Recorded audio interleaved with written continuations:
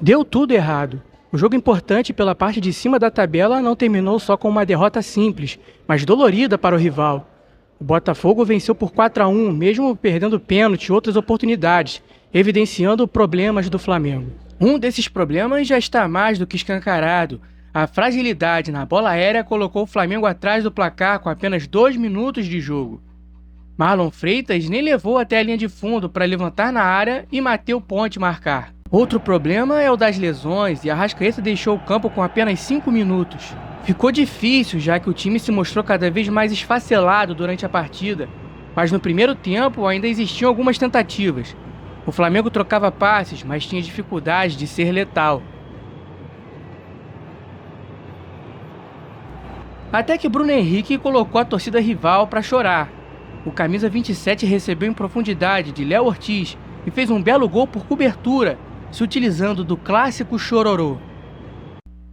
O Botafogo ainda fez esse gol numa saída bizarra de Agustin Rossi, mas não valeu, tinha impedimento na jogada, mas já ligava o alerta para o que viria a seguir no segundo tempo. Wesley arriscou de longe e levou raro momento de perigo na segunda etapa. No entanto, foi o Botafogo quem voltou a marcar e ficar na frente do placar.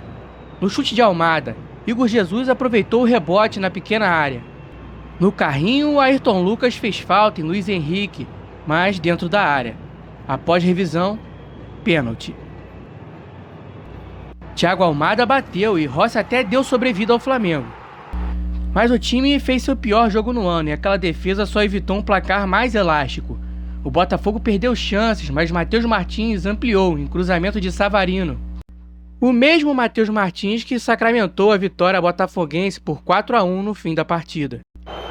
O clima não ficou legal e teve até confusão na arquibancada entre os próprios rubro-negros. Podemos constatar na zona mista um torcedor com o braço sangrando sendo levado por policiais.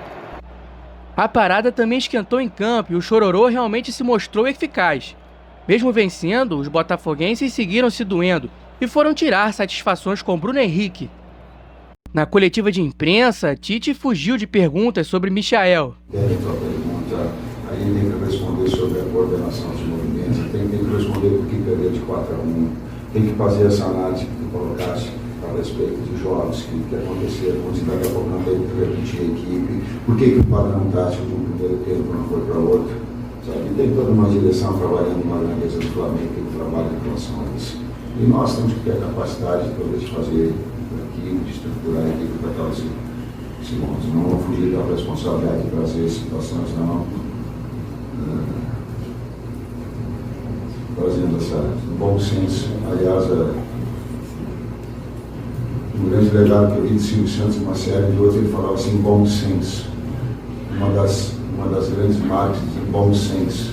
Bom senso. Bom senso quando se ganha é fácil.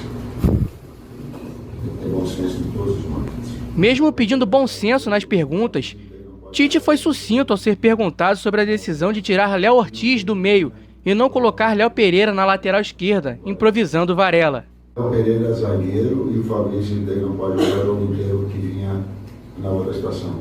E não tem o Vina botar o Varela do lado esquerdo. Tite e Matheus Bach também responderam sobre o calendário ser o único problema para tantas lesões. O filho de Tite chega a citar que o jogo do Botafogo aconteceu na quarta, tendo mais descanso, já que o Flamengo jogou na quinta. Os aspectos físicos eles são levados em consideração, sim, mas é o conjunto todo. Inclusive o tático tem que mudar e estruturar a equipe. Sim, ele é do conjunto da obra. Sim, o que precisa melhorar, o que precisa recuperar. Sim. Qual a diferença das duas? É uma sequência também, não é só esse último jogo, né? Tu tá falando de ao nono jogo, na sequência tanto nós quanto o Botafogo já não está na Copa do Brasil mais, né? Eles perderam. Jogou, mas ele jogou na quarta à noite e nós jogamos quinta à noite. A gente jogou quinta à noite, acabou meia-noite e meia, a gente não teve a noite de sono. Quando a gente aconteceu no início, saiu a Arrascaeta, não? Sim. O Luiz a gente tentou até o início do dia, a gente tentar trazer o Luiz.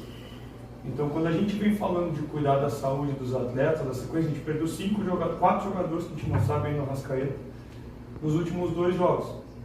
Então quando a gente fala, e eu falei isso antes da partida, então quando a gente fala da sequência do calendário, quando a gente fala que a gente tem que cuidar da saúde dos atletas, aí está mostrando por quê. Não é só o jogo e a sequência que o Botafogo. Aí depois tu tem que analisar as trocas e o que o Botafogo fez em cada jogo. Ele não perdeu com o Juventude? Com o time misto? Então, é muito fácil tu chegar no pontual agora, falar o Botafogo correu mais que o Flamengo hoje, o Flamengo tem dificuldade, mas então olha o inteiro também, olha o todo. Agora o time tem a missão de superar esse cenário para garantir a vaga nas quartas da Libertadores.